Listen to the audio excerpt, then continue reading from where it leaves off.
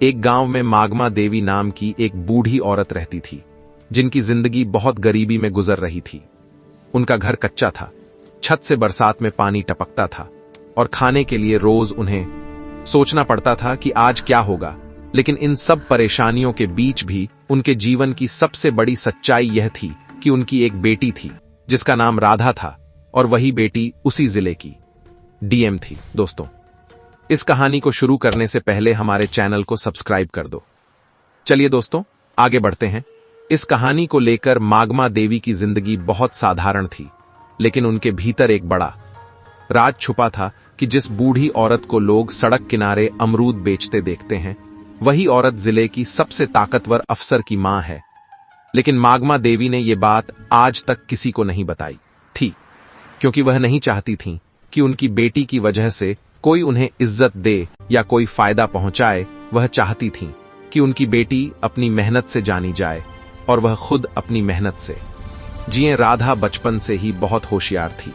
उसने अपनी मां को धूप में बैठकर अमरूद बेचते देखा था, लोगों से ताने सुनते देखा था, और तभी उसने ठान लिया था कि एक दिन वह इतनी बड़ी अफसर बनेगी कि कोई भी गरीब को दबाने की हिम्मत नहीं करेगा।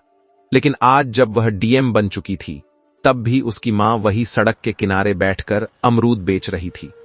राधा ने कई बार कहा था, मां अब मत बैठो, मैं सब संभाल लूंगी। लेकिन मागमा देवी हमेशा यही कहती थी, जब तक ये हाथ चल रहे हैं तब तक भीख नहीं मांगूंगी। उस दिन भी रोज की तरह मागमा देवी अपनी टोकरी लेकर सड़क के किनारे बैठी थी। धूप तेज थी, सड़क पर भीड़ थी। तभी एक पुलिस की जीप आकर रुकी और उसमें से इंस्पेक्टर वर्मा उतरा। पूरे इलाके में उसका नाम बहुत खराब था। वह नेताओं का आदमी था और जो चाहे कर सकता था।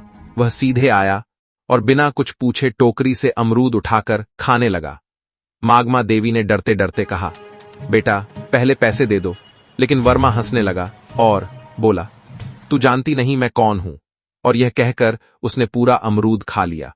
फिर अचानक उसने अमरूद थूक दिया और गुस्से में बोला, ये तो सड़ा हुआ है। और उसी गुस्से में उसने टोकरी को लात मार दी। टोकरी उलट गई और सारे अमरूद सड़क पर फैल गए। मागमा देवी के हाथ कांपने लगे, उनकी आंखों में आंसू आ गए। लेकिन वह कुछ बोल नहीं पाईं, क्योंकि वह जानती थीं कि सामने पुलिस वाला है और गरीब की कोई सुनता नहीं।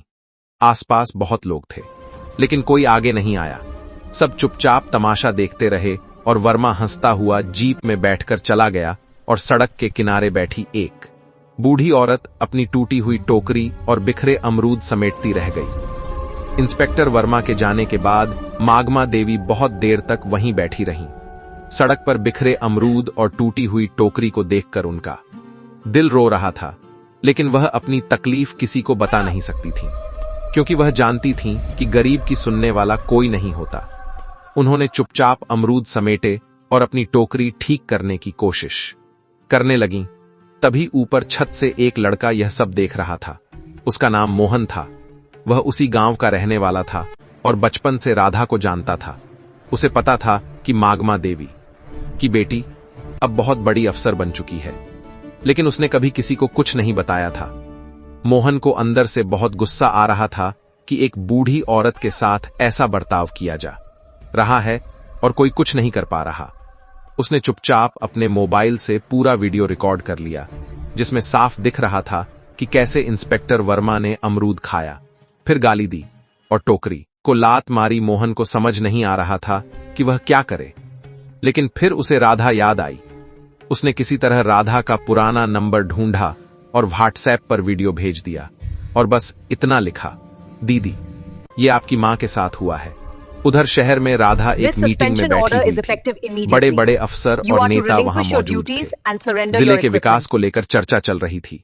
तभी उसके फोन पर मैसेज आया। पहले तो उसने ध्यान नहीं दिया, लेकिन फिर जब उसने वीडियो खोला तो उसके हाथ कांपने लगे।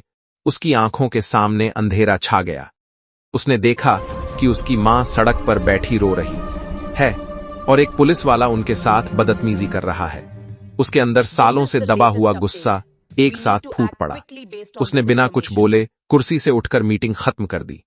सब लोग हैरान रह गए, लेकिन राधा किसी की बात सुनने की हालत में नहीं थी। उसने तुरंत अपने पीए से कहा, गाड़ी निकालो। अभी गांव चलना है। और रास्ते में उसने एसपी को फोन करके सिर्फ इतना कहा कि मैं खुद आ रही हूं और जो भी दोषी है उसे बख्शा नहीं जाएगा। उधर गांव में मागमा देवी चुपचाप अपने घर लौट आईं।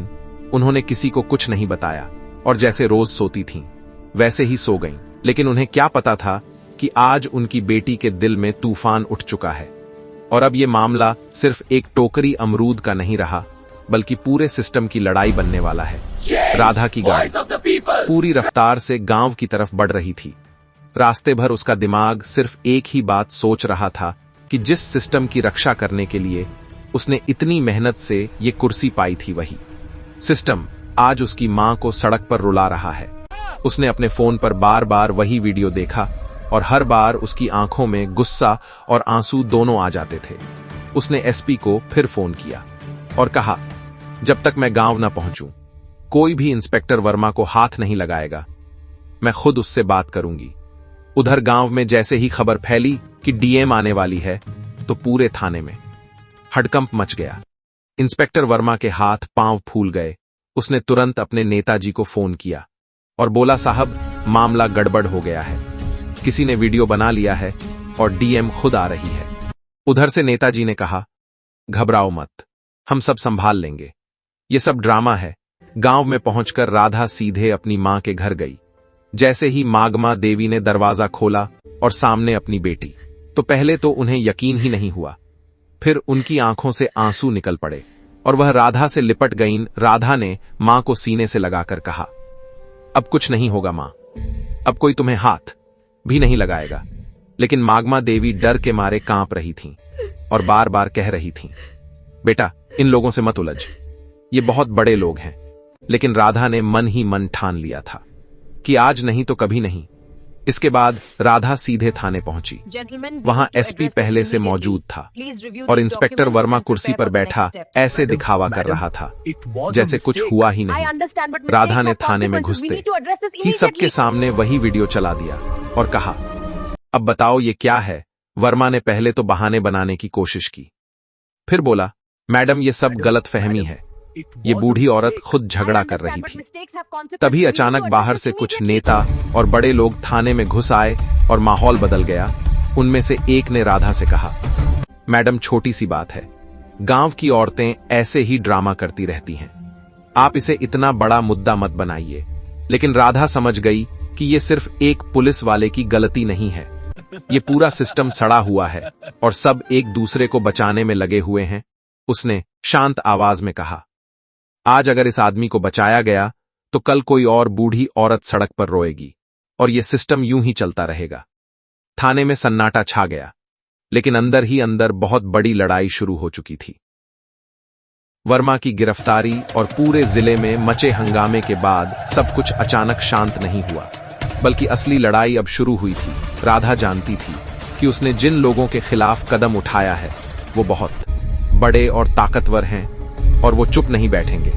कुछ ही दिनों में राजधानी से फोन आने लगे, मीटिंग पर मीटिंग बुलाई जाने लगी और एक दिन अचानक आदेश आ गया कि राधा का ट्रांसफर कर दिया गया है। बाहर से देखने में ये एक सामान्य सरकारी फैसला लग रहा था, लेकिन अंदर की बात सब समझ रहे थे कि ये बदले की राजनीति है। गांव में जब ये खबर पहुंची तो लोग उदास हो गए और मागमा देवी की आंखों में फिर से चिंता आ गई।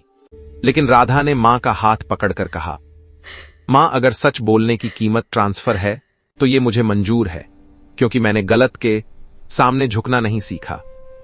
राधा ने जाते जाते जिले के लोगों के नाम एक खुला संदेश छोड़ा कि सिस्टम तब तक नहीं बदलेगा जब तक लोग खुद आवाज नहीं उठाएंगे। और उस दिन पहली बार लोगों ने महसूस किया कि एक अफसर जा रहा है, लेकिन एक सोच छोड़कर जा रहा है।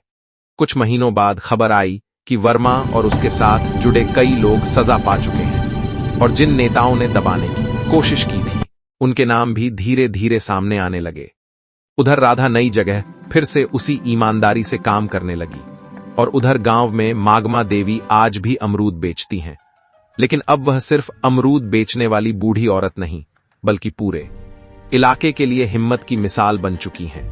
और जब कोई उनसे पूछता है कि आपकी बेटी कौन है तो वो बस मुस्कुरा कर कहती है, वो एक अफसर नहीं है, वो एक इंसान है और यही इस कहानी की सबसे बड़ी जीत है।